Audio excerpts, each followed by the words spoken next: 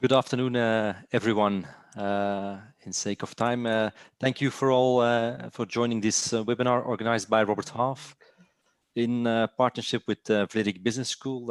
There was a lot of interest, so I will start off with a short intro that will give us a couple of minutes for others to join us, enables everyone to join the presentation. My name is Tom Verret. I'm the business director at the interim management division now for 17 years at Robert Half. In those years, we have seen several changes due to market situations that over the years have become a new normal. The current conditions have again sparked some evolutions, and this time in an accelerated time frame. As a specialized partner in recruitment and interim management, we offer solutions for companies and we work with people for people. Now we know challenging times brings out the best in people, and let's focus today on this and foster an open mindset for creativity and curiosity for the solution seekers in our organization. Also at Robert Half, we have experienced some accelerated changes due to the remote work culture that has been rapidly implemented. Rethinking the workplace and even job content is something that is a current topic more than it has ever been before. Within this phase, we also have to keep in mind what this means for our human capital in a company. In our service, we have the privilege to talk to all of you and meet with a lot of people and companies. And we hear that we are not unique in this rethinking of the organization and investigating what this means for the near future for our workforce and the organizational structure. Within the service of interim management, we have partnered up with Vlerick in the past few years and to be able to offer a program for our interim managers in the spirit of always keep on learning and evolving what is so important. And in our recent conversations with Vlerick, we touched upon a topic and the topic of today. And I'm happy to introduce Dirk Buyens, who is a professor of human resources and partner of Vlerick Business School, who will share some of his insights on the changing environment we experience today and the impact this has on people and organizations. Dirk, I leave the floor to you. Thank you very much, Tom. And good afternoon also to all of you, or good noon. I do not know what I have to say exactly. But first of all, thank you very much for watching us and listening to this. We are going to have a 1-hour webinar. That's more or less the idea. And I'm warning you, I'm going to fill about 50 minutes of that, but hopefully with lots of interaction. As you can see, there's quite some audience in the room already, and there's still people kind of adding and coming in. So please feel free to, first of all, make sure that you are known to the others. And simply, just for those of you that are somewhat less used to work in Zoom, a very, very quick update here. If you would just like to go to participants, check your name out there in the linked list. And if you see your name, kind of push on your name, and then you see a blue kind of bulk coming, or a blue bar coming, and it says more. There you can put the name of your company between brackets so that at least we also know whom you are representing. It might be sometimes a little bit too much to all talk at once. So yes, we would appreciate if you would mute yourself, but please do use the chat. And you can use the chat in the two directions. You can use the chat just by sending out directions to everyone, and then everyone can read it. But also if you go to the chat and you see downstairs, you see there everyone, you could also specify this. If you just go to everyone and you push on that bird that you see over there, then you can find any name that is here in the room. So if you want to have a short chat with somebody in the room, feel free to do so. So far, the update of Zoom. And also, yeah, sometimes I will ask you to kind of quickly vote, and the voting that happens via participants. There you see a yes button, a green button, and a red button, a no button. And this might help us from time to time just to get an idea of how you guys and girls are feeling. But what is the very thought and what is the kind of thinking that I would like to position here? And I do apologize to start with a quote of Albert Einstein, who said, "We cannot solve our problems with the same thinking we used when we created them." And that's probably a time horizon we are currently in. That's something I would like to kind of discover and or to unravel in this next 50 minutes by taking a look at four different arrows or 4 different angles that I would like to take.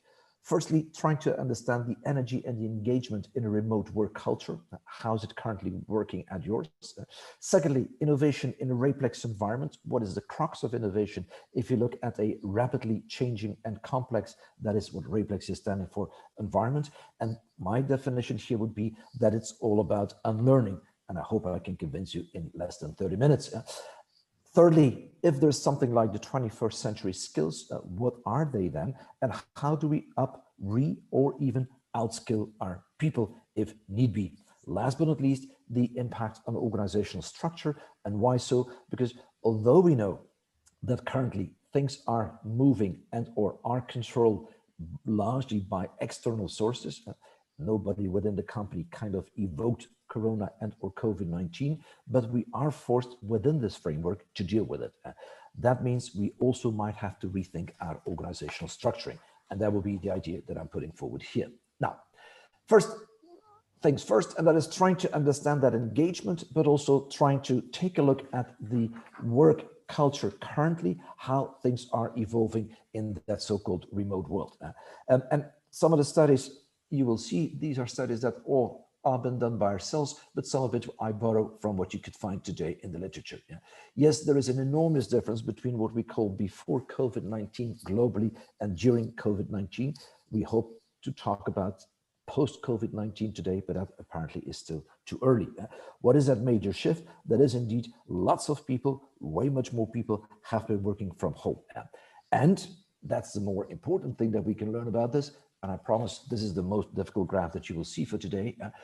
This one you have to reach on the left side, the dark blue, on the right side, the light blue, that is trying to see at how people, percentage of people who want to return to the physical workplace, that is the dark blue, and then you see percentage of favorable responses to my remote work environment enables me to work productively.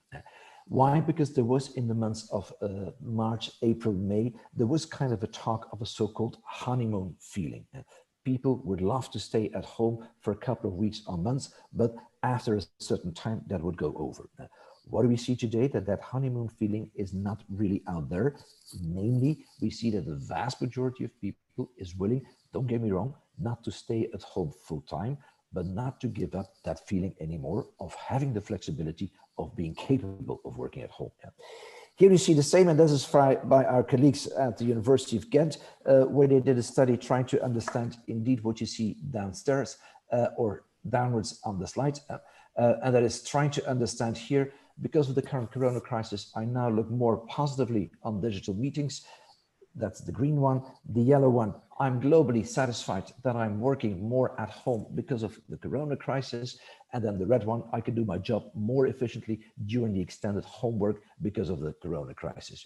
And what you see here is indeed a positive evolution. And that positive evolution is giving those two different time domains. That means March 20 versus May 20. I know it's a short period. You might have to redo this in the fall just to take a look at it.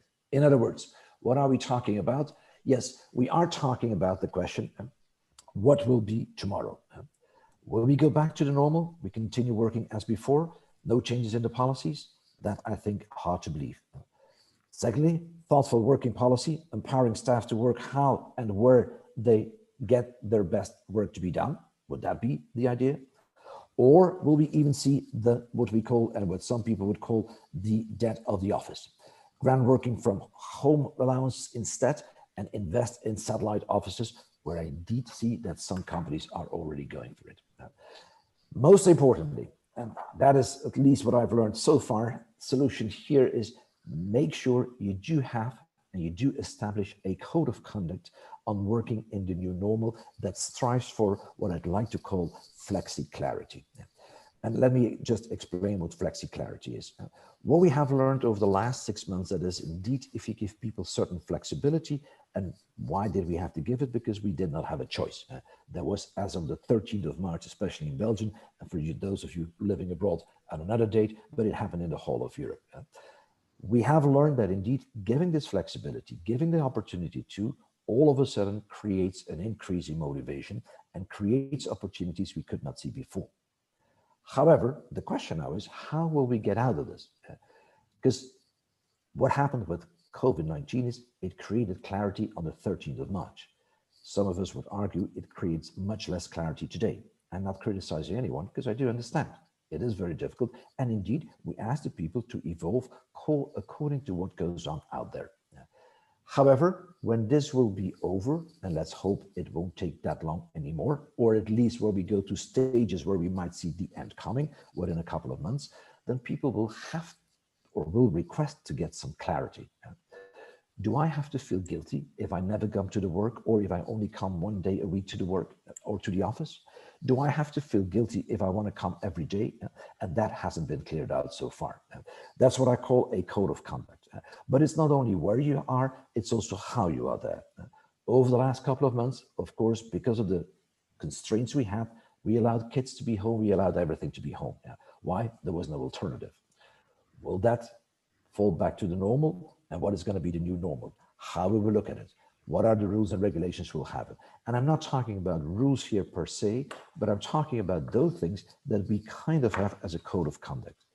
Believe it or not, I even do get phones on people asking me, Dirk, what kind of a code dress should we have for home working? And I can imagine that some of you start laughing now, but indeed, if we go to a meeting physically, if we go to a business trip, then we know exactly how and what to wear. And I'm saying that's much more difficult at home. And then of course, some of you would say, but let's not kind of exaggerate, just do normal and whatever. And that is what the question is, because what is the normal at home? And then you're confronted with that because all of a sudden there's somebody in a meeting and he or she is in the swimming trousers or a bikini. And then of course, half of the meeting says, yeah, but that's a little bit on top of, or that's over the normal. And that's what I'm trying to say.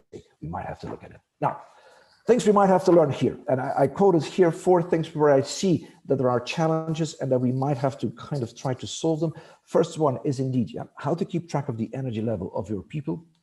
And there I'm saying, conduct frequent short pulse surveys. That's the only thing you can do. What is that? Very short, couple of questions that might come every other week, every 3 weeks. Why so frequently? Because anytime the National Council, anytime there is an announcement, the announcement, let's be honest, of last week of closing down the bars again and the restaurants for about a month had an enormous impact on the mindset of people. And I'm not saying we have to change it, but at least we should be aware of it. That is, I think, one of the most important things here. Secondly, how to ensure the collective engagement. And this is done, I think, by creating moments of social encountering. And some of us might even say, yes, if we ever go back to the work, then we're never going to we're not going to go back to the office anymore to kind of sit in the office and work there, but we might go back to the office in order to meet one another. And this is what we call that encountering thing. Why encountering? Because we might indeed see that one of the most important things people are going to do, and one of the most important things we are currently missing, is that social dimension in terms of meeting one another and meeting my colleagues. This does not happen per se. Those of you that experimented with having the cocktails, having the coffee breaks together, you see you have to be creative on that, because otherwise it dies out. What is social encountering? That is apart from the physical or apart from the digital meetings that we have, making sure that we also meet, be it digital, but in such a way that we can have the small talk, that we can have the chatting, and that we can have the kind of talks that go a little bit deeper than just what we do in the one-to-ones and or in the formal meetings that we might have.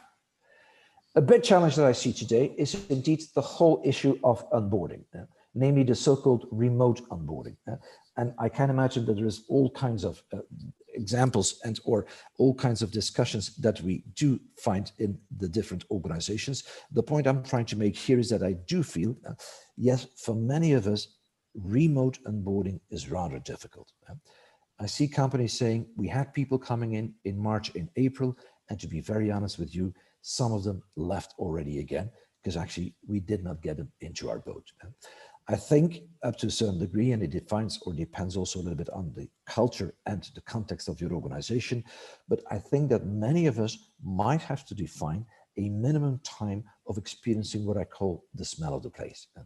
And what is that minimum time? Well, that might be a time where you do suggest that people have to come to the office.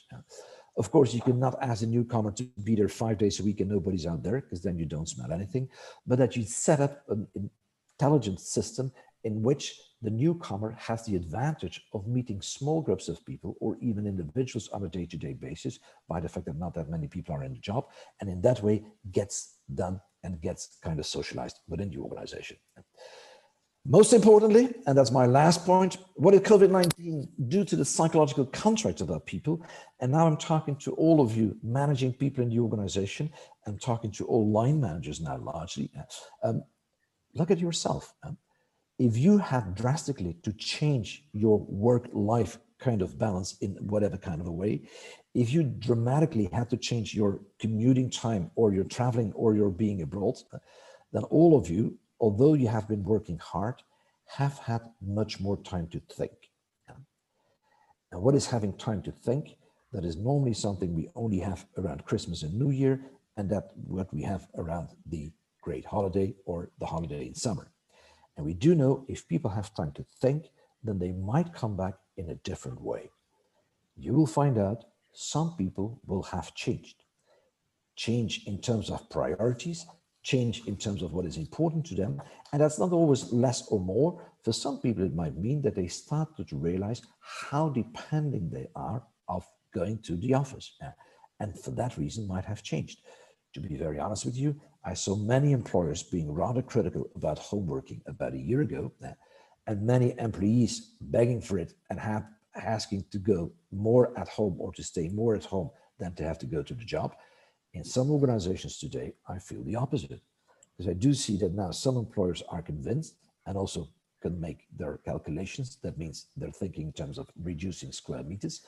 But I see that some of the individuals today say, hey, luckily that I can come back. And I have learned that maybe I would like to stay 1, 2, max 3 days in my home place, but I don't want to stay 5 days in a row in my home place. That's my first point. Trying to understand that people might have changed. For every one of you who's managing people, take into account they might be coming back, and they are already coming back, but it might not be the same as the ones that left you 6, 7 months ago. Now, moving on to my second point, because indeed, based on that, we might have to think, and that's the general theme of today, about innovation in our RAPLEX environment. And allow me just to very quickly define what a RAPLEX environment is. I borrowed this from Henry Mintzberg, who says, if you look at your organization, and we're not talking about the nature of your organization, but we are talking about the nature of the environment of your organization. That we might say, or that environment is simple, or that environment is complex. Read it very quickly. How easy or difficult is it to enter that market, the market you're in? And if the entry barriers are pretty high, then we call that a complex environment.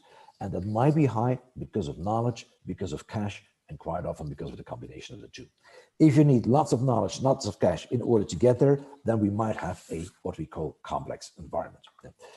If those entry barriers are pretty low, then we call that a rather simple environment.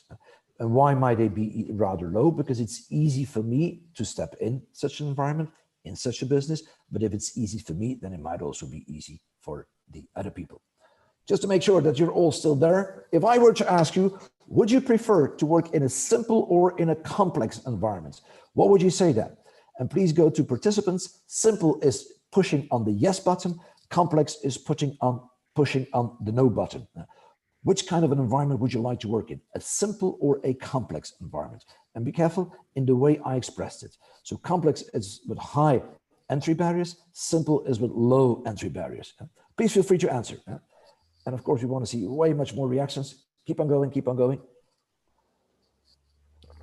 With these numbers in the room, we at least need to have 100. Keep on voting, because it hasn't been decided yet. It is 35-40 at this very moment.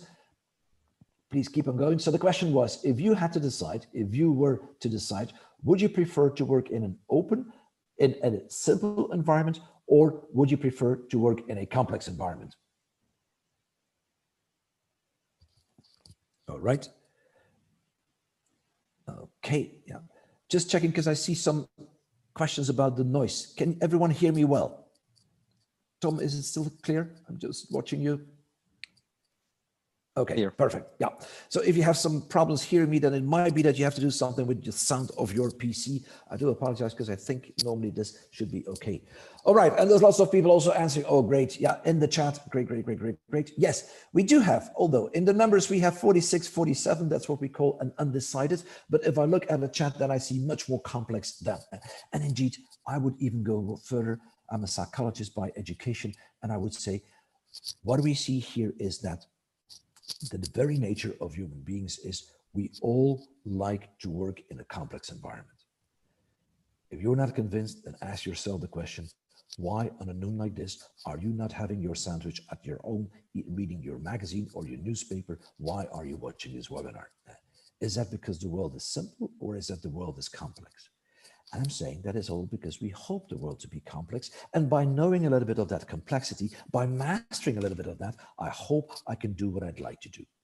Where you all are right is my complexity is not yours and is not the complexity of your neighbor, which means that if we would change jobs and every one of us would change step from one to the other chair, then we might find out that some of us will become very, very unhappy. How come?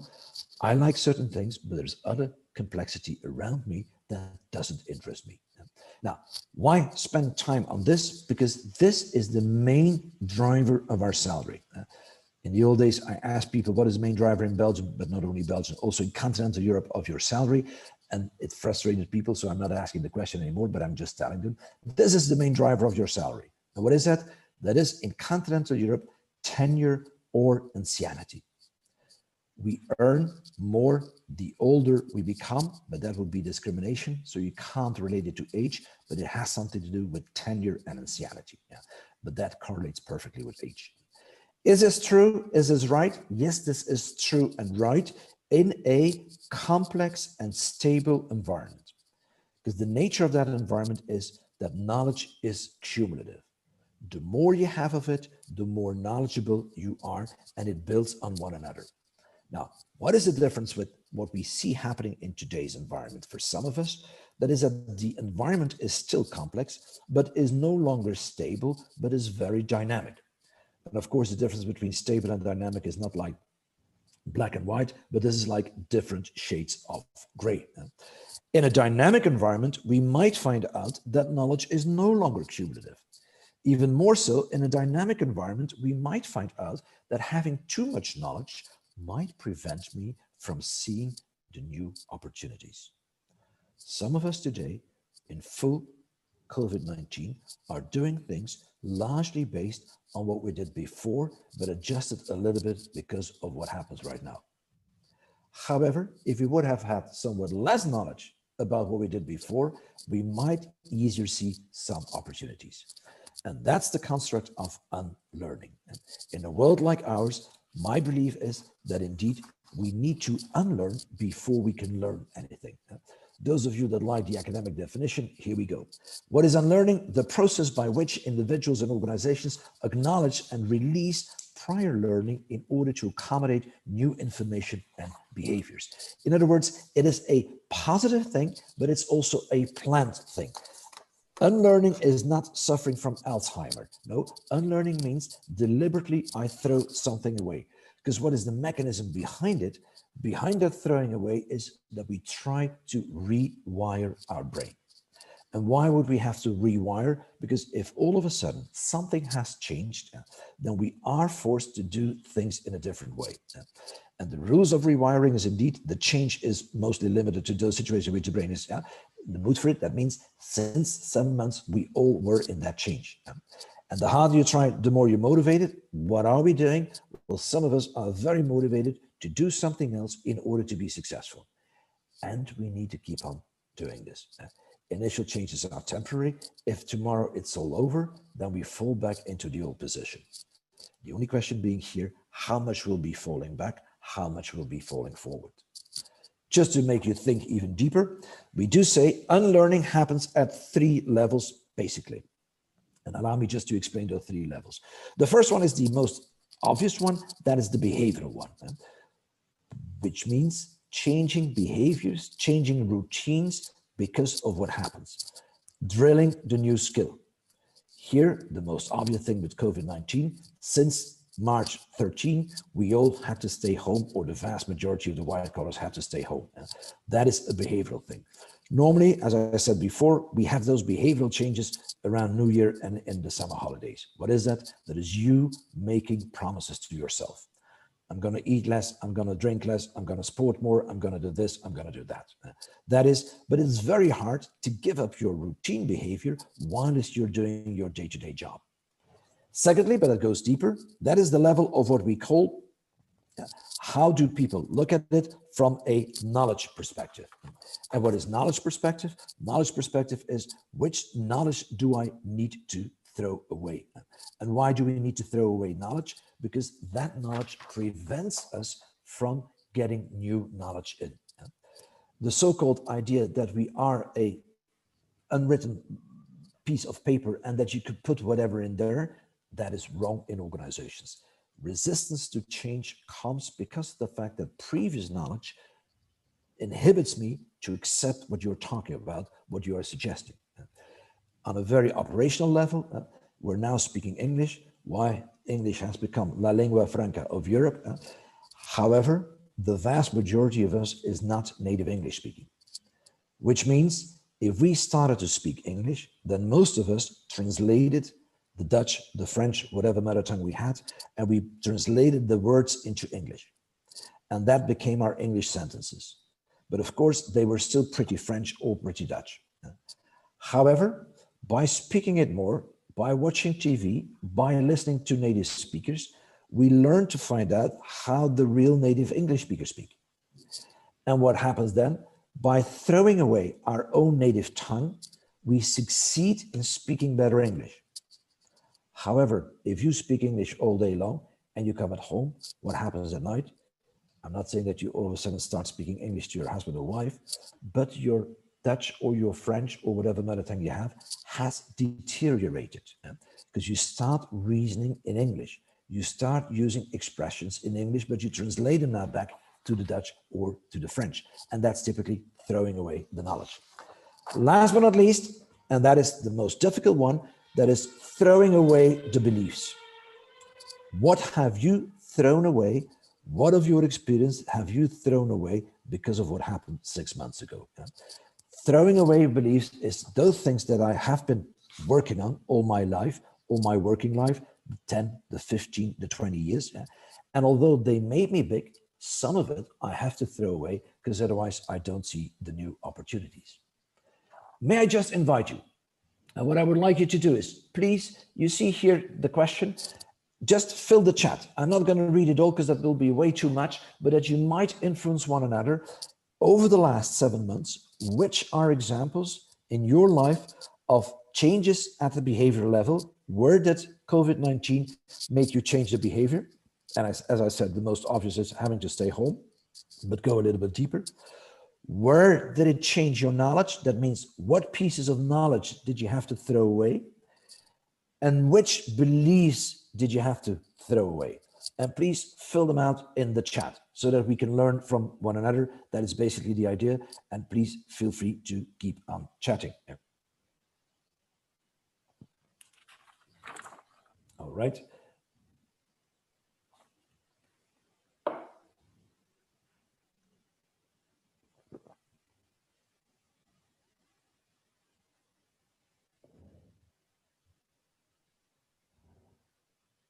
Oh yeah, there was a question. Dordona, sorry, I missed it. Have you made a survey of employers what they think about home-based working? I'm afraid some of this.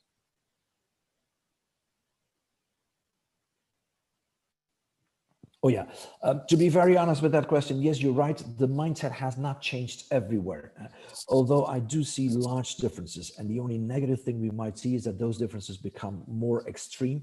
Some non-believers are even less believing in it. Some very much, or the ones that are advocates of it, start to become more and more advocates. There are some tools on the market, I think, and I'm now looking also at the people of Robert Half, whether they provide such a thing. and you're just allowed to not, Tom, or to intervene if you want to. But there are quite some tools on the market of very short things where you might just try to measure this in terms of mindset, in terms of how people look at it. If you want to get some more information, just drop me an email and I'll email you back later on after this session. Yeah. And indeed, read the different reactions, and thank you very much for giving them. So indeed, what we try to put here is, what did we have to throw away? Forget the 9 to 5. Great examples here: virtual communication and meetings, knowledge I can combine work and home better than ever before. I would, that I thought, great. Planning the informal chats. Yeah. Prepping dinner when staying at home. Yes, yes, yes. Great, great, great, great, great. Just take a look at it because it's very rich. The point I'm indeed trying to make here is a little bit this one. As we say, it is a little bit like the world of painting. Like the painter who needs to prepare a surface, stripping the paint is 70% of the work, whilst repainting is only 30%, meaning 70% of the work is unlearning and 30% of the work is learning. Be careful, that's the definition of a professional. I won't speak about you, but I'll speak about myself. If I start painting, I do the opposite. I spend 30% on the stripping because I don't have too much patience, and then I start repainting. Yeah. That's why my wife says, please, Dirk, let's get a professional, because it doesn't work at all with you. Good. Getting further, indeed, if we then take a look at it, we might see that if you look at how can we learn to unlearn, and here you see 4 wisdoms. That is A, be humble and try to make sure that people stay humble. B, be curious, and we'll come back to that curiosity because there's a whole body of literature on this and how important this is. Ask for feedback, create a culture where people ask for feedback, because by asking for feedback, I do get information and I might unlearn some of the things that I kind of should better forget.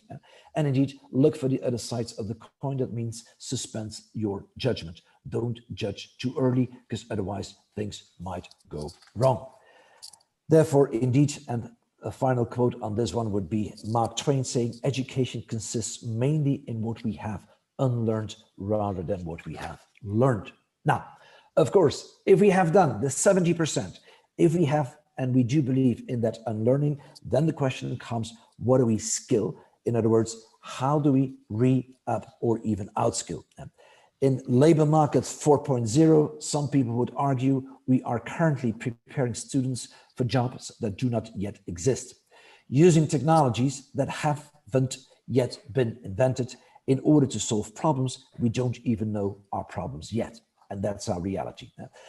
Just to show you, and this is not our work, but there's lots of very intelligent people looking at those things. I'm just showing you 3 partnerships, 3 think tanks. This is Partnership for the 21st Century Skills. These guys make a distinction between learning and the 4 C's, literacy and life. Don't learn them by heart, but just take a look at it. There is no word on this slide you would not understand. Likewise, this is what we call the ATC 21st Century Skills, or the Assessing and Teaching of 21st Century Skills, where you see they make a distinction between ways of thinking, tools for working, ways of working, and living in the world. Once again, there is no concept here you haven't met before. The point I'm trying to make, and this is the last one, the ENGAUGE framework, probably the most well-known, they speak about digital age literacy, they speak about inventive thinking, they speak about high productivity, and they speak about effective communication. And once again, well, maybe a surprise here, but the surprise would be there is no word in here that you would not know. There is no skill you never heard about. What is the point I'm trying to make? The point I'm trying to make is twofold. On the one hand, we see that if we talk about these skills, these are not only skills in order to work, but these are also skills in order to survive in life. That means we have to make sure that we stimulate our people, that they are confronted with things, they need to adjust, they need to adapt themselves.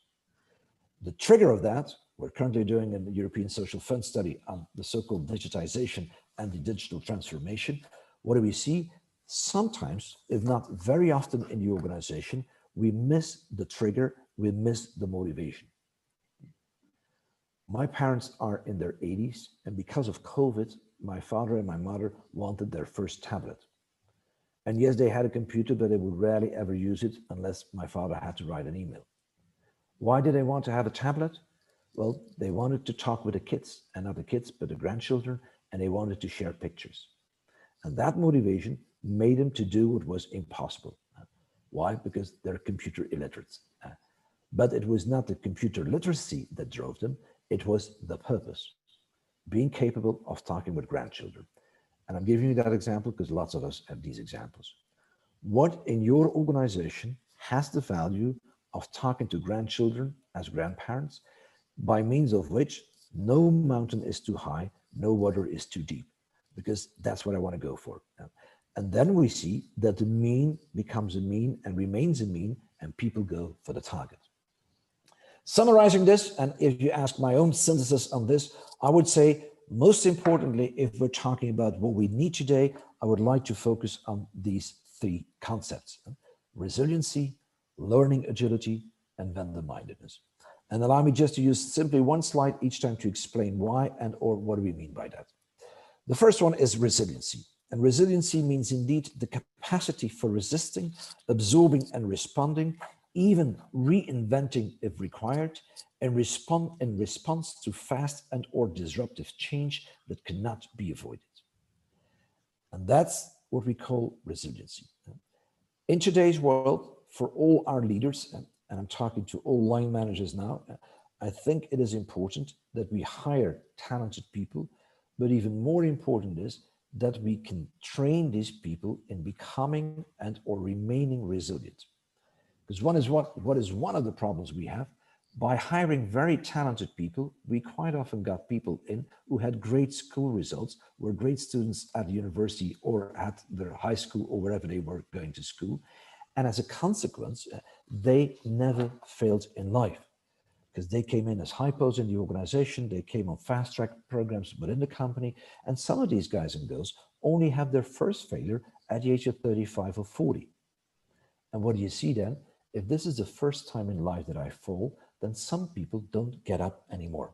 Why? Their ego, their personality, their kind of self-assurance in themselves is so damaged that why? Because they have no experience with it at all. And that's the problem that they have. And that's why we say in uncertain times, as we do have today, being strategic, acting in a strategic way means trial and error. And it means falling, standing, falling, standing. And the faster you stand, the faster you can fall again, but also the faster you can experiment. And that's the very nature of what keeps us here together. First one. Secondly, and that's that learning agility. And indeed, learning agility is the combination of those three aspects. Yes, there is on the one hand, the cognitive ability. Yes, there's a little bit of intelligence involved, but there is also the adaptability. Are people willing to adjust? Are they capable to adjust? How do we make sure that people easily adjust? And the motivation to learn and grow. And I hope you feel this all goes hand in hand. Yes, the latter one being called the growth mindset. How can we today foster a growth mindset in our organization? Why so? Because we do not know what is happening today. The only thing we know is tomorrow will look differently. And we're not talking about time horizons of 4 or 5 years. We're talking about time horizons of 1 or 2 weeks. Each day when the National Council meets and each time when there's a public announcement that we have to change our strategies. And you see that people are pretty flexible. Yes, we're getting tired, but we are pretty flexible too. And that's what might be very important to understand here. Last but not least, and maybe the biggest surprise, is what we call vendor-mindedness. And I'm talking not only to the company owners, the independent workers, the giggers, or whomever you would be, but I'm talking to everyone working in large corporate organizations, but also the ones that work for their own and the ones that started their own company. Having ideas today is not too difficult. Yet getting your ideas sold is the crux of the matter. And that means we should not train people in having great ideas, because having great ideas is not that difficult, but making sure that you have impact. And it means all of us need to be kind of a small salesman. And what is being a small salesman? That is indeed being the person that can vendor, that can sell his or her ideas to the outside world. Now, that being said, and here you see what the recommendation is of the World Economic Forum, where indeed these guys, and the reason why I like this so much is where it puts it all together. You see on the one hand, the leveraged strategic workforce planning. It all starts today by understanding, and this is not an HR thing, this is a CEO thing to me. understanding whom do we have today and what might be, because of technology, the needs that we need to the future. Then talking about shaping the future pipeline in terms of the talent that we need, and then optimizing the talent ecosystem conditions. And that is largely trying to understand in what kind of an environment might these kind of people thrive. And there you see indeed my last word, or the last word they came up with, is boosting diversity. The biggest challenge today, looking at what happens in the streets, we still see that many of our organizations are as white as can be. And I'm talking more about the cultural diversity here than the gender diversity. I'm not saying we play the game on the gender one. I think we have reached already an enormous step there. But the biggest challenge today, looking around in our streets, and that's for the whole of Europe again, is the cultural diversity, making sure that we get more colored, not so much because we like it per se, but simply because of indeed the need we have, not only from a social perspective, but also from an economical perspective, because we have lots of people who are out there where we don't use the potential that is available.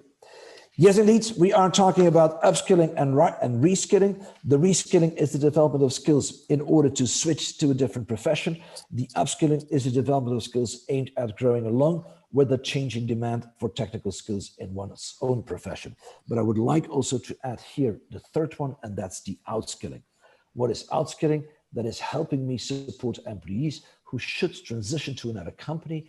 And actually, the biggest thing that we've learned here is if you do invest in people, you increase their market share and you run the risk that they might run away. And the answer is yes, that's the case. The only question is, what is the alternative? Because if you don't invest in people, their market value goes down, and then you never can get rid of them. Today, and especially after Corona, within a couple of weeks or months, we will see there's much more companies that have a problem with a turnover rate being too low than being too high. Simply, some people don't leave the company anymore, don't dare to leave the company anymore, because they are wearing their golden gloves. They are kind of fixed within the company because of what they have. And that's what we need to be careful of. How can we kind of get around this? Well, what we need to realize, and I think this is a fundamental thing, and that's what I would like to stress here under this third point, that is indeed trying to understand what talent is today. And talent is defined by competence multiplied by commitment, but also multiplied by contribution, which means it is not only the input factor, commitment and competence, but it is also the output factor, contribution. And what is contribution? Contribution is the allocation what you and I give to somebody else. Just to make sure we all understand it, you and I, the whole room together, decided that the lady or the guy in a retail bank who's sitting behind the counter doing administrative work, that person has no contribution anymore, because we took that over via phone banking, home banking, electronic banking, world banking, whatever kind of banking. Would that mean that this person is not committed anymore? Would that mean that this person is not competent anymore? No, that person is still very motivated, is still very competent, but yet the activity, the role, the job that he or she did is redundant because we as customers do not allocate importance to it. We do not allocate added value to it. If tomorrow in the retail sector, I'm talking supermarkets, we do like what they do abroad in Asia, namely we replace the role of a cashier by scanning systems, then we have thousands and thousands of cashiers we don't need anymore. Are these people all of a sudden not committed and not competent? No, they're very committed, they're very competent. Yet you and I do not allocate added value to this role anymore because of technology. And that's largely what is happening today. Because of that, we need to understand how to restructure things. I'm always careful with quoting names here, but take that simple example, and we all know what we're talking about. Take a look at the supermarkets around you. For which supermarkets is this devastating? And for which supermarkets is this more of the same? And let's be honest, if you're Colruyt, if you're Aldi, if you're Lidl, the hard discounters, and not because of their hard discount nature, but still, for these guys, if tomorrow you don't need cashiers anymore, that simply means less people needed in the shop. But you don't need other people because they don't have cashiers. They simply have people working in the shop, and some of them do the cashiering work at a certain moment, but an hour later they fill the racks, and vice versa. However, if my name is Carrefour and Deleuze, then we have a problem, because there we still have cashiers. And I have to apologize because both brands are also inventing today, reinventing and reshaping their organization, because they are now working with shops where the distinction between cashiers and people who fill the shop is kind of taken away. Why? They know the future will be a future without cashiers. And that's the big thing that we have to make our people aware of. It is not only about your personal input, competence and commitment, but it's largely also about that contribution. The times they are changing. That was the title of a song of Bob Dylan. And indeed, yeah. There is a small comment of Tony. Go ahead. About the retailers. Then it should be perceived contribution or the individual perceived contribution, because if you ask someone different, and he gives the example of an old lady or man, she will find the contribution of the man behind the desk high, while I found it useless. Sure. No, yes, you're right. And these are strategic choices. That will be the reason why this old lady probably will go to the local grocery rather than to the supermarket. And or that might be the reason that indeed supermarkets realize this and say, look, if you do have lots of time and you want a personal approach, they can still go via the cashier. So be careful. It is not me trying to be normative, but it is us as a public.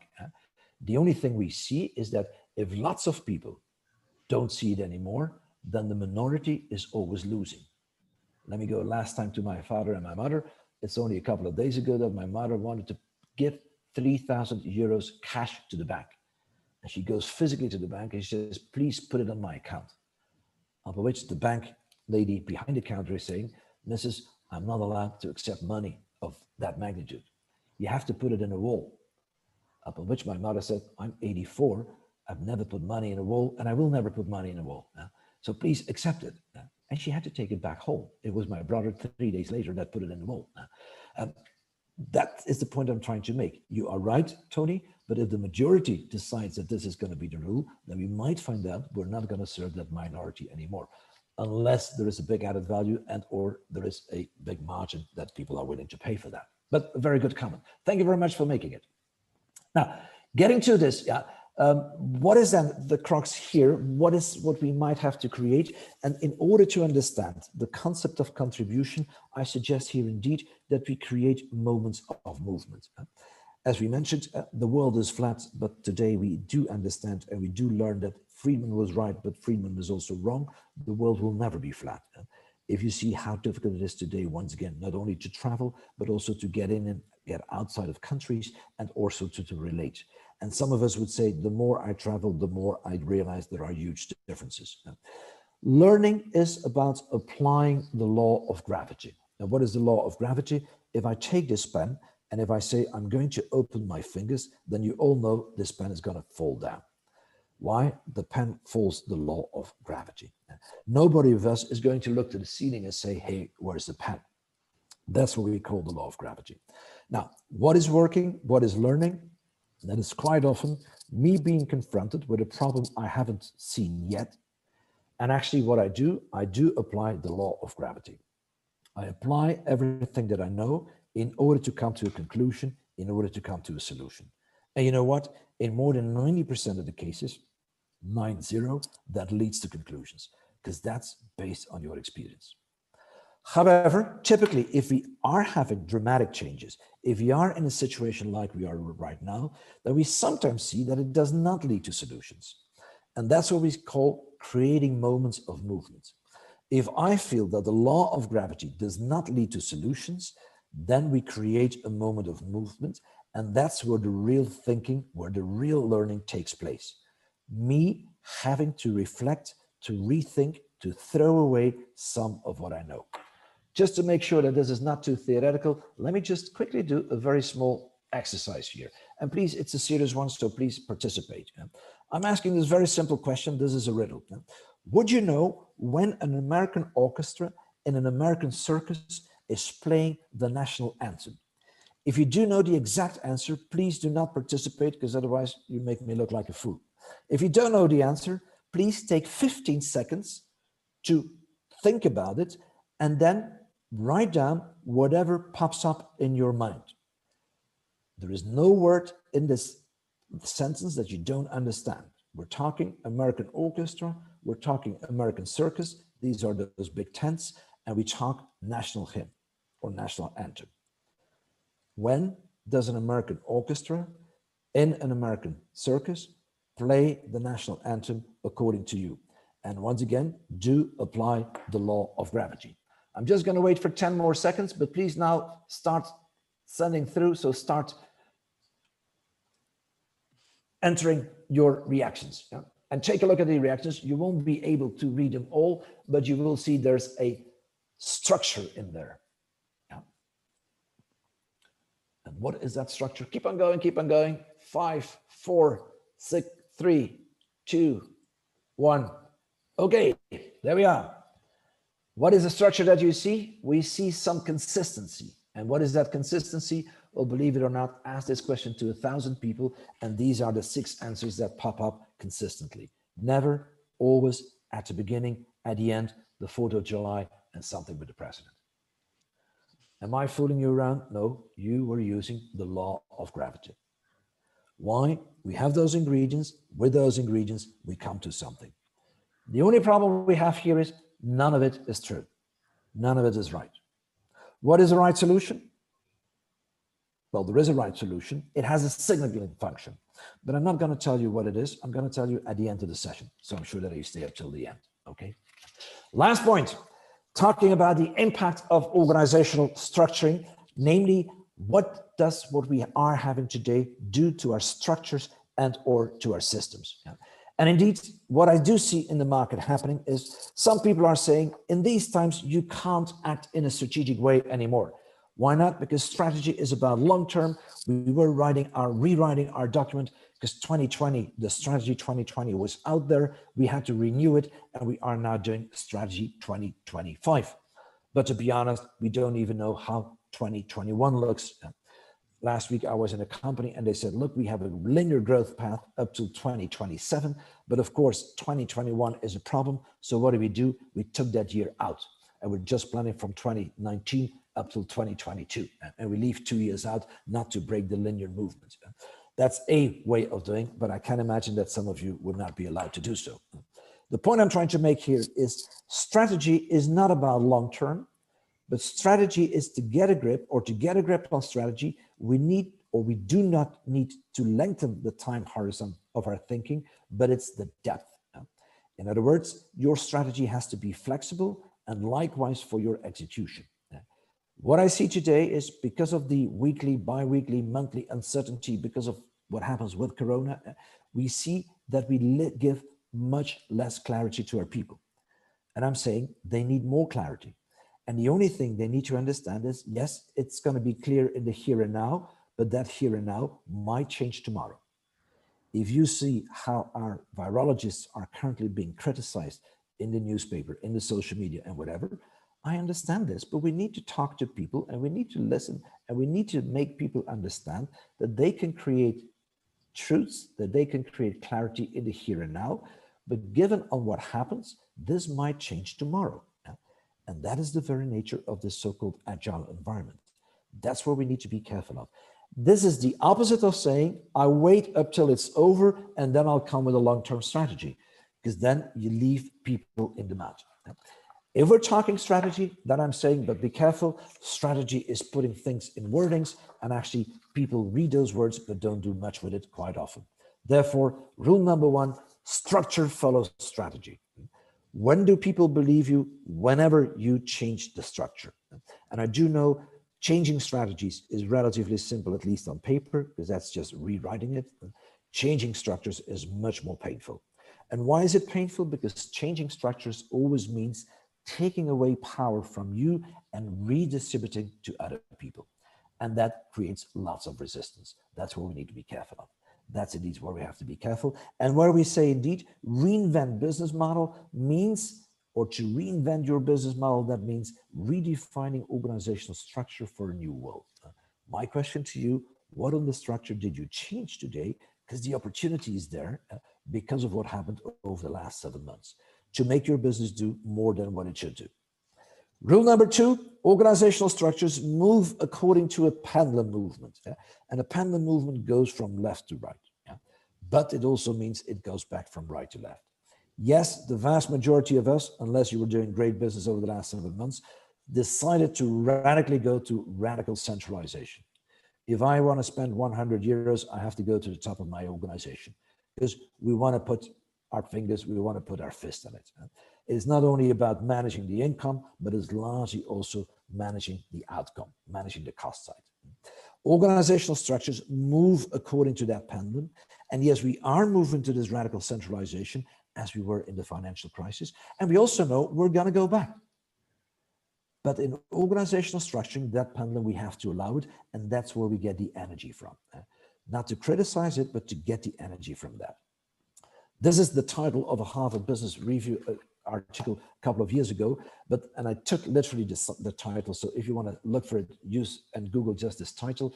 Change for the sake of change in organizational structuring is okay. And the underlying reasoning was the following. There is no right or wrong structure in organizational structuring. There is no ideal.